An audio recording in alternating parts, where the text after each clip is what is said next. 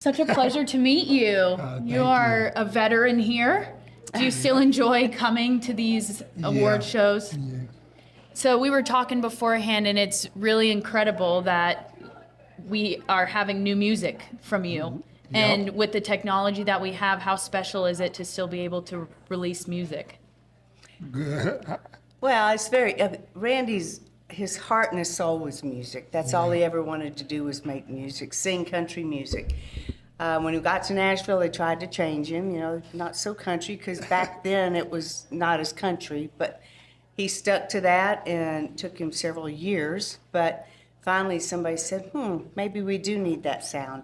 So he kind of resurrected it, and to be back making music again 11 years after the stroke, without hearing the voice, it was pretty emotional. I was just going to for both ask, of us. was that emotional for Very you? emotional. It's still emotional for me when I talk about it. So, I prayed that I would get to hear that voice again. And when Chris Lacey and Kyle Lenning called us and said, "What would you think about giving the world back Randy's voice with the help of AI?" It was like, oh.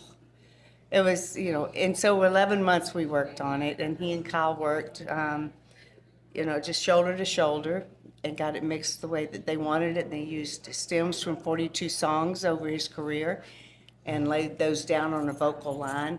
So it was magical, and it was a God wink, because when we got to hear that voice again, I cried, and he was pensive, and he smiled, and he laughed, and he cried, and he went through 1,000 different emotions. So I can only imagine just getting to hear your voice again when you never thought you would, and figuring out a good way to use AI, because Right. it is all around us in so many different avenues of our life. But with music, this was a first. So here's a guy that doesn't like technology that's on the leading edge.